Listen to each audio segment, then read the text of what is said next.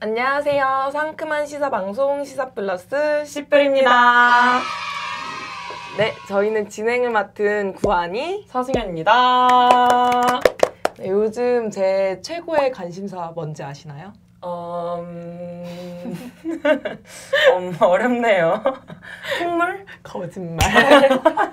여기 써져 있으면서 네, 바로 코로나19 방역인데요. 제가 원래 이런 거에 대한 경각심이 별로 없는 사람이에요. 그래서 뭐 도는구나 하면 그렇구나 막 약간 이 정도거든요. 근데 진짜 이번에 좀 무섭더라고요. 왜냐면은 이게 잡힐라 하면은 다시 확산되고 이제 잡혀가지고 뭐 오프라인 수업 하겠다 싶으면은 또 확산되고 이게 막 반복이 되니까 진짜 좀 갑자기 너무 무섭더라고요. 그래가지고 이 코로나19를 완전히 끝내버리려면 어떻게 해야 되냐 막 이런 생각이 너무 요새 많이 드는데, 그래서 오늘 한번 그거에 대해서 얘기를 해보려고 합니다. 저희가 이제 의료적인 측면 그런 것들은 이제 많이 나와 있고 전문가들이 많은 말씀을 해주셨기 때문에 오늘은 이 사회적인 측면에서 코로나19 방면을 위해서 어떻게 해야 되는지를 알아보려고 하는데요. 문경환 시사 칼럼니스트를 모셔서 얘기 한번 들어보도록 하겠습니다. 안녕하세요. 안녕하세요. 코로나 이런 거 혹시 자가격리 해보시거나 주변에 그런 분들은 없어요? 네, 자가격리 며칠 전에 한번 당했죠. 네. 아니 근데 알고 보니까 자가격리 대상은 아니었는데 너무 겁나가지고 자가격리를 했어요.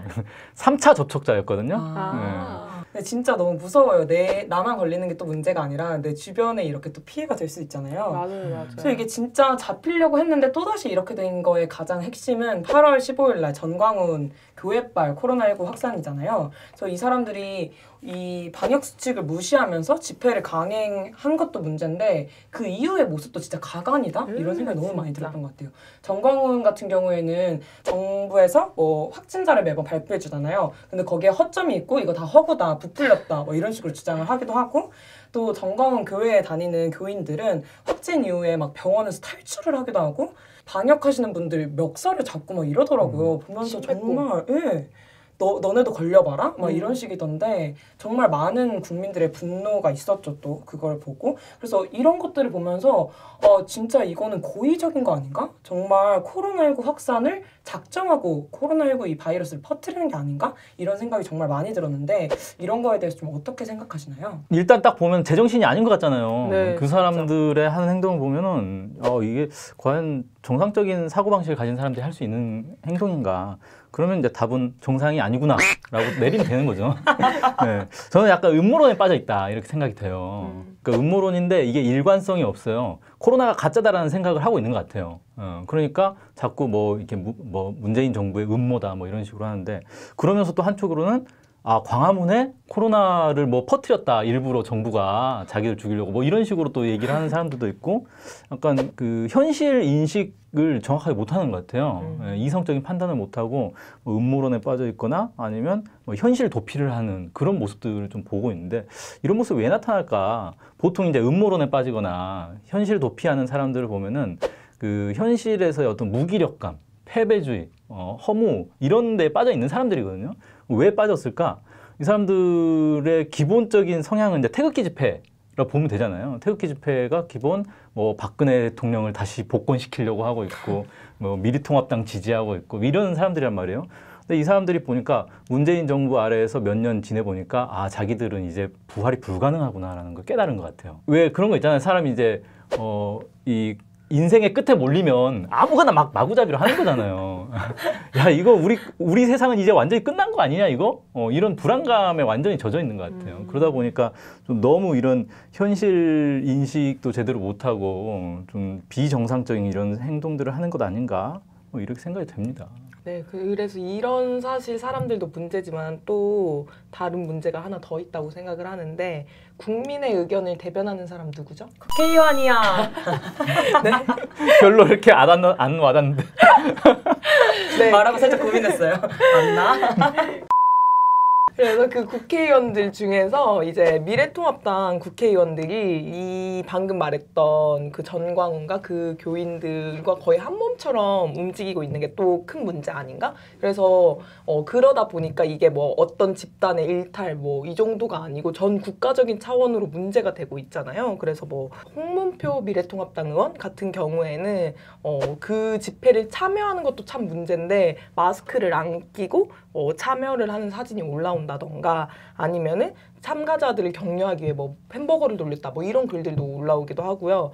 김종인 미래통합당 대표 이 사람도 당원들 스스로가 참여하고 싶다면은 모두 자유롭게 참여할 수 있다라고 하면서 사실상 그 집회를 참가할 것을 독려한 게 아닌가라고 보여지는데요. 어쨌든 이런 국가 방역 수칙을 다 어기면서 진행된 불법 집회였잖아요. 근데 그거를 다른 누구도 아니라 야당에서 적극적으로 방조하고 있다 이런 생각이 되게 많이 들었고 그렇게 보여지는데요. 좀 이런 사람들 어떻게 해야 될까요?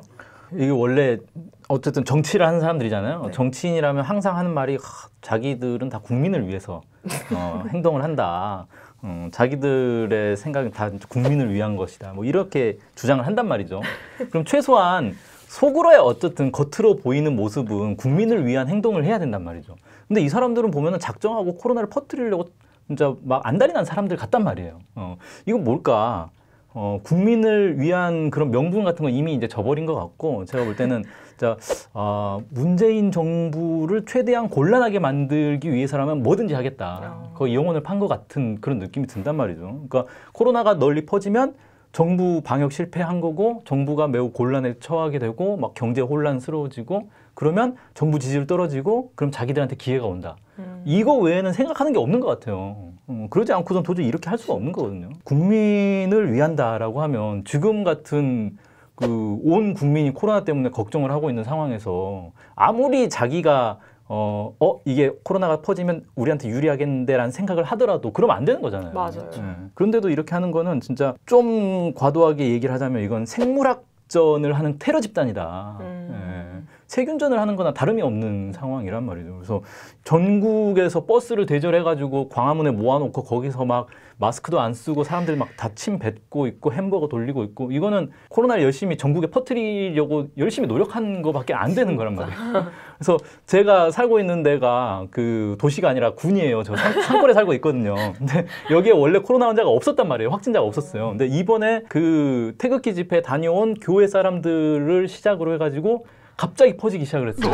진짜 이런 산골에까지 코로나를 퍼뜨리는 정말 지독한 이런 이제 상황까지 왔는데 이건 저는 거의 테러에 가깝다. 국가를 마비시키기 위한 테러에 가깝고 거기에 준해서 좀 처벌을 해야 되지 않나. 돼야 된다. 이렇게 생각되고 정광훈은 사실 저는 얼굴 마담이라고 생각합니다. 그 뒤에서 정광훈을 내세워서 자기들의 이익을 취하려는 이 정치 집단 미래통합당이 진짜 본체다. 여기를 쳐야 된다. 이렇게 생각합니다. 또 이 사람들이 하는 변명 중에도 큰 거 하나는 바로 이거잖아요. 사법부에서 허가해줬다.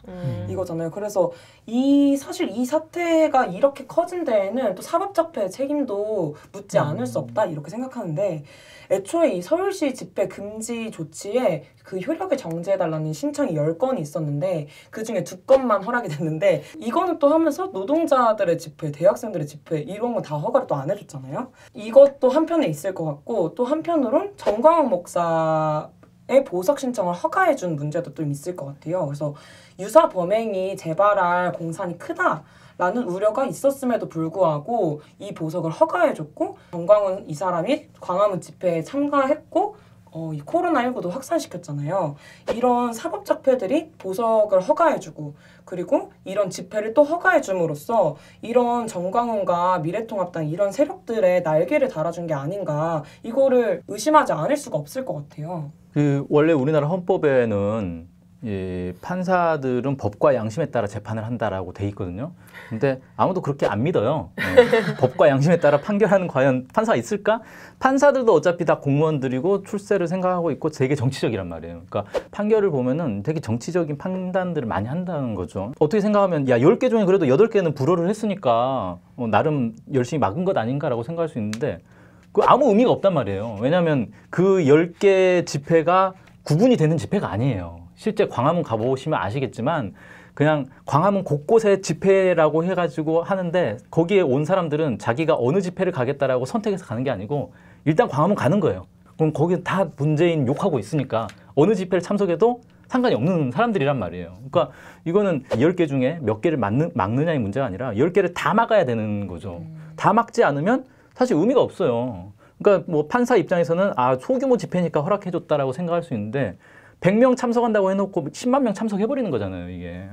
그래서 현실을 전혀 모르는 판사였다라고 생각도 되고 또 하나는 판사들이 잘 생각해보면 지금 문재인 정부가 사법개혁을 하겠다고 한단 말이에요. 그럼 판사는 지금까지 거의 그 자신들의 기득권과 권위에 전혀 받지 않아온 그런 이제 세력들인데 이런 데가 이제 자신들의 어떤 권력을 내려놔야 되는 상황이 되는 거예요. 근데 우리나라 판사가 진짜 저는 권위적이라고 생각하거든요. 자기가 대장이에요. 누구도 자기를 함부로 건드리지 못하고 아예 법으로 보장돼 있어요. 판사는 판결로 인해서 그 처벌받지 않는다라고 보장돼 있거든요. 그러니까 어떤 판결을 내리든 그걸로 누가 문제 제기를 할 수 없게 돼 있는 거예요. 원천적으로 봉쇄가 돼 있어요. 그러니까 자기 마음인 거죠, 완전히. 그런 이제 자기가 왕인 그런 이제 나라에 살다가 사법 개혁을 한다는데 내키지 않죠. 막고 싶겠죠. 그러면 이 정부가 사법 개혁에 막 속도를 내면 안 된단 말이에요. 이 정부를 괴롭히고 싶겠죠. 그러면 어떻게 해야 되겠어요? 태극기 집회 막 해가지고 이 정부를 막 곤란하게 만드는 걸 바라고 있었을 것이다. 저는 이렇게 생각합니다. 그래서 이런 걸 보더라도 사법 개혁해야 된다. 빨리 판사들이 내가 마음대로 판결하면 안 되는 거구나 라는 걸 깨달아야 된다라고 생각되고 특히 진짜 이번에 정광훈 풀어준 사람하고 광화문에 그 집회 허가해준 그 두 판사는 국회에서 진짜 탄핵 추진하는 게 맞지 않나. 그래서 한번 내가 왕이 아니었구나라는 걸 깨닫게 해줘야 된다. 현실 인식을 시켜줘야 된다 생각합니다. 우리나라 K방역이라고 불리는 이 K방역 속에서 또 하나의 커다란 구멍이 있는데요. 바로 주한미군입니다. 뭐 다들 뉴스를 통해서 한 번씩 보셨을 것 같아요. 주한미군들이 이 마스크 하나도 안 쓰고 그냥 거기 막 돌아다니고 옆에 우리나라 사람들은 다 마스크 쓰고 있고 미군들만 마스크 안 쓰는 그런 모습들. 그래서 뭐 특히 심했던 게 이제 미국 독립 기념일에 부산 해운대에서 모든 방역 수칙을 다 어기고 마스크도 안 쓰고 막 난동을 피웠던 게 되게 이슈가 됐었죠. 그래서 그 일대에 있었던 주민들이 굉장히 불안에 떨었던 일도 있었고 주한미군 같은 경우에 문제가 뭐냐면 이 주둔구 지휘협정에 따라서 움직이는 거잖아요. 그래서 한국으로 들어올 때 우리 외국인들 들어올 때 어떻게 하죠? 이거 다 체크하고 격리시켜놓고 네, 2주간 격리 다 시키고 하잖아요. 근데 그런 게 적용이 되질 않아요. 그래서 세관검사 없이 바로 들어오고 코로나 방역을 이렇게 하려면은 철저하게 딱 국가에서 해야 되는데 그런 게 하나도 안 먹히고 있는 상황이다라는 거. 우리나라에서 코로나19를 완전히 없애는 게 가능한 건가? 약간 이런 생각이 많이 들었던 것 같아요. 그래서 좀 그런 거에 대해 어떻게 생각하시는지 궁금합니다.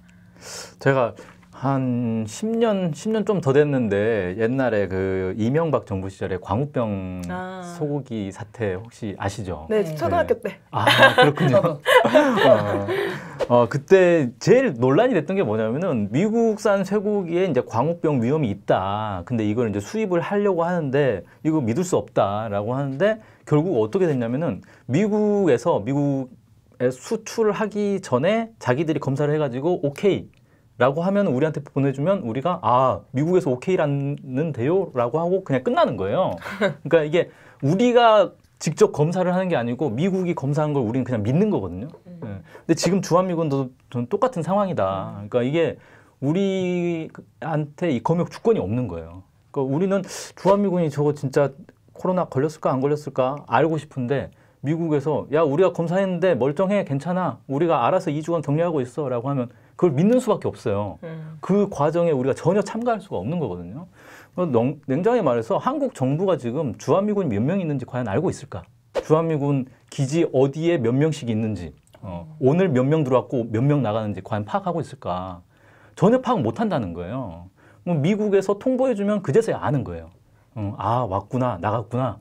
이렇게 아는 거고. 그러니까 이 사람들 중에 과연 몇 명이 코로나 걸렸는지 이런 것들도 미국에서 알려주면 아는 거지 미국에서 안 알려주면 모른다는 거죠. 이 사람들이 들어와가지고 과연 2주간 제대로 격리 조치를 지키고 있는지, 외출 안 하고 자기 기지 안에만 있는 건지 전혀 알 길이 없는 거예요. 우리는. 그게 불안하다는 거예요. 그래서 이거는 실제 코로나가 얼마나 퍼지느냐의 문제를 떠나서 우리 주권의 문제다. 우리나라에 들어온 이상은 우리나라 규정에 따라야 되고 우리 정부의 통제에 따라야 된다라는 거죠. 이게 없으면 사실 주권이 있는 게 아니잖아요. 반드시 우리가 주한미군한테 요구를 해야 되는 것 아닌가 이렇게 생각합니다. 근데 또 그런 주한미군 관련해서 또 우려되는 게 있으면 지금 이 촬영일 기준으로 한미연합훈련 군사훈련이 진행되고 있잖아요. 그런데 주한미군 한국 입국자들이 계속해서 코로나19에 걸렸다는 사실이 확인되고 있을 뿐더러 평택시의 이 코로나 확진자 중에 70%가 바로 주한미군이라는 게 밝혀졌는데 그럼에도 불구하고 이 군사훈련을 계속해서 진행하고 있단 말이죠. 검역 주권조차 제대로 확보하지 못하는 나라가 그렇게 K방역을 앞세우는 게 이게 사실 말이 안 되잖아요. 어긋나잖아요. 이렇게 국가의 좀 책임감 있는 조치라고 할 수 있는지 한미연합훈련을 중단하고 또 검역 주권도 확보해야 되는 게 아닌지 이런 의문이 진짜 많이 들거든요. 사실 그 예비군 훈련이 전면 취소된 거 아시죠? 네, 맞아요. 저 예비군 훈련 받을 때 이런 일이 없었는데 참 안타깝네요. 예비군 훈련 제도가 만들어지고 최초래요. 전국적으로 모든 예비군 훈련이 취소된 게 그 정도로 심각하게 생각하고 군에서도 이런 조치를 하고 있는데 한미연합훈련은 강행을 한단 말이에요. 이게 참 이상하다. 근데 왜 이럴까? 문재인 정부가 미국한테 사기를 당한 거라고 봅니다. 저는. 어떤 사기를 당했냐면 전작권 환수될 거라고 사기를 당한 거예요. 그래서 지금 하고 있는 문재인 정부의 모든 행동이 전작권 환수를 받기 위한 명분으로 진행되고 있어요. 한미연합훈련도 이 훈련을 통해 가지고 환수 받을 수 있다. 무기 구입도 막 국방비지가 엄청나게 늘어났잖아요. 문재인 정부 시기가 이명박 박근혜 시기보다 훨씬 국방비가 많이 늘어났단 말이에요.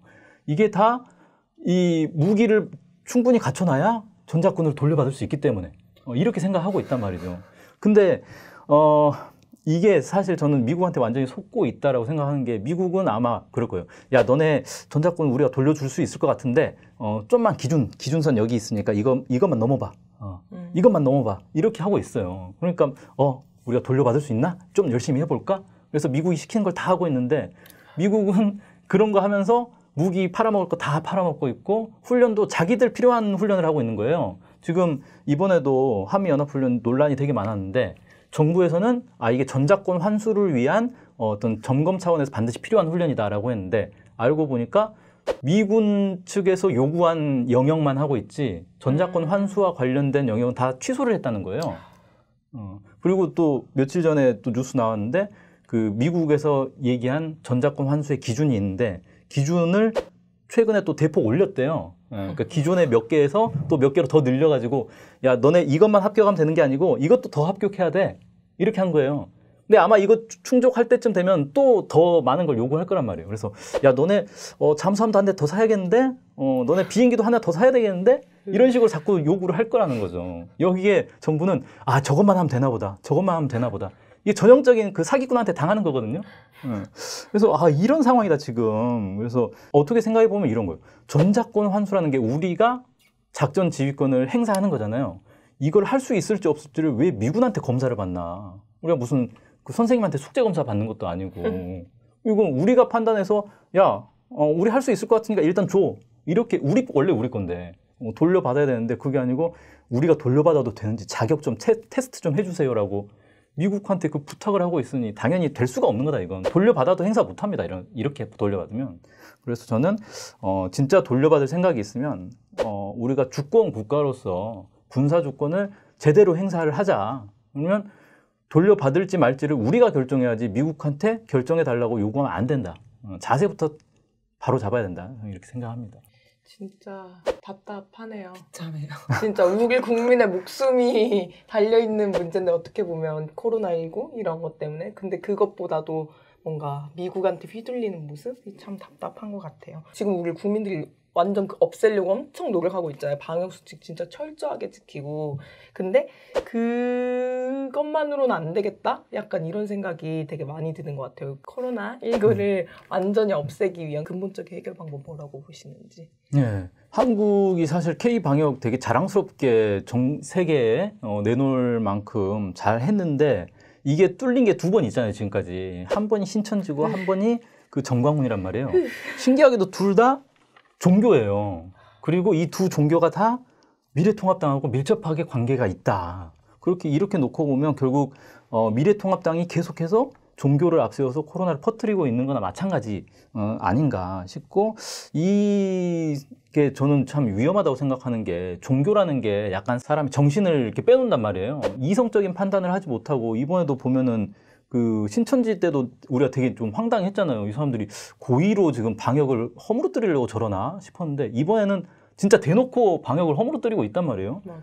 이성적인 판단을 하지 않고 일반 사람들로서 납득할 수 없는 그런 이제 행동들을 하고 있고, 지금 뭐 심지어 국민들은 커피숍에 가서도 마스크를 다 끼고 있어요. 지금 식당에 가서도 마스크 다 끼고 있고, 맞아요. 밥 먹을 때만 이렇게 하고 밥 먹고 다시 맞아요. 내리고. 혼났어요. 카페에 갔는데 올려주세요 이래가지고. 네.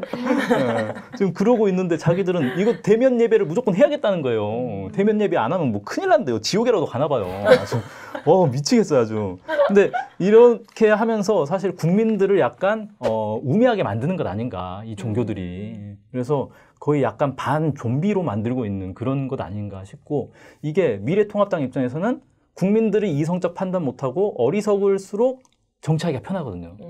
표 긁어모으기 편하고. 그래서 이 좀 약간 의도적으로 이런 걸 하고 있지 않는가. 이 문제를 해결하기 위해서는 기본적으로 미래통합당, 그리고 미래통합당과 밀접하게 연결이 돼가지고 국민들을 좀 우매하게 만들고 있는 이런 종교 문제, 거의 사이비 종교라고 봐야죠, 이 정도면. 이런 문제들을 해결하는 게 지금 급선무가 아닌가 이렇게 싶고, 방금 얘기했던 이제 이 수면 위에 올라오지는 않았지만 계속해서 이 미군에 의해서 코로나가 퍼질 수 있는 이 가능성을 원천 차단하는 문제, 이런 것들 우리가 좀 신경을 많이 써야 되겠다 이렇게 생각이 됩니다. 제가 어떤 커뮤니티에서 글을 봤는데 제목이 정광훈이 큰일했다 이렇게 써 있는 거예요. 그래서 미래통합당 지지자거나 정광훈 지지자인 줄 알고 들어가 봤거든요. 그랬더니 자기 아빠가 몇십 년간 보수 지지자였는데 이번 사건을 통해서 미래통합당이 등을 돌렸다고 정광훈이 정말 큰일했다 이렇게 풍자하는 글이더라고요. 진짜 이런 것처럼 이번 이 코로나19 사태가 정말 누가 적폐인지를 좀 명확하게 보여주는 사건이었다, 좀 이런 생각이 드는 것 같아요. 뭐 미래통합당, 정광훈 같은 이런 이상한 교회들, 정말 상식에 부합하지 않는 교회들, 주한미군이라든지 이렇게 좀 적폐 세력들이 코로나19를 통해 다 드러난 것 같은데, 그래서 이제 좀 전면전이라는 생각이 들어요. 이런 상황일수록 저희의 역할이 정말 중요하지 않나 이런 생각이 들어요. 그래서 좀 마지막으로 우리가 앞으로 어떻게 해야 할지 한마디 부탁드립니다. 네, 아까 이제 시작할 때 제가 3차 접촉자가 됐었다라고 얘기했는데, 그래가지고 이제 집에 가는데 되게 걱정이 되더라고요. 이 상태로 집에 가서 애들한테 내가 또 퍼뜨리게 되는 것 아닌가라고 걱정을 했는데, 집에 갔더니 애들은 2차 접촉자였어요. 그래서 내가 걱정할 필요가 아니구나 지금 생각이 됐는데, 저도 그렇고 우리 가족들이 다 이제 이 접촉자가 된 게 뿌리가 다 광화문 집회였어요. 광화문 태극기 집회에서 이렇게 퍼져가지고 우리 가족들한테까지 왔단 말이에요. 그러니까 지금 저 같은 이 일을 겪은 사람이 정말 많을 거란 말이죠. 전국에 지금 다 퍼져가지고 이렇게 됐는데, 그래서 이 광화문 태극기 집회 하나가 온 국민을 불안에 떨게 만드는 이 정말 문제가 있고, 제가 진짜 겪어보니까 집안에서 막 마스크 쓰고 돌아다니고 뭐 제대로 씻지도 못하고 막 방 안에 갇혀가지고 더워 죽겠는데 그런 일을 겪으면서 진짜 너무 막 분노가 치밀어 오는 거예요. 이게 누구 때문에 나 지금 이 고생을 하고 있지? 이런 생각이 들고, 진짜 막 제가 이제 접촉을 했으니까 2차, 1차 접촉자들 있을 거 아니에요. 이 사람들 검사 결과 빨리 나오기만 기다리고 있고, 그래서 음성 나와가지고 진짜 막 만세 부르면서 마스크 막 벗고 막 그랬는데, 진짜 이 모든 이 국민들의 불편, 그리고 이게 단순히 불편으로 끝날 게 아니고 지금 이 문제 때문에 한국 경제가 아마 치명타를 입을 거란 말이에요. 지금 뭐 정부는 OECD 중에서 한국이 제일 낫다라고 하는데 그게 마이너스예요. 마이너스가 나은 게 아니거든요. 경제가 지금 추락하고 있다는 거예요. 이게 지금 코로나 때문에 더 심각한 상황이 앞으로 갈 건데 이런 국민들에게 엄청난 피해를 준 이 문제, 이 분노를 어떻게 할 거냐. 그냥 아 이거 팔자려니 하고 삭히면 안 된다. 이 문제를 일으킨 주범들이 있다. 우리가 이 주범들에게 이 분노를 쏟아야 된다. 그래야 문제가 해결된다. 이렇게 생각을 합니다. 그래서 우리가 앞으로 그 주범들을 꼭 잡을 수 있는 활동들을 잘 해나가면 좋을 것 같다라는 생각이 드네요. 네, 오늘 방송은 여기까지 하려고 하는데요. 나와주셔서 정말 감사드리고요. 네. 지금까지 상큼한 정치수다 방송 수다 플러스 시백이었습니다.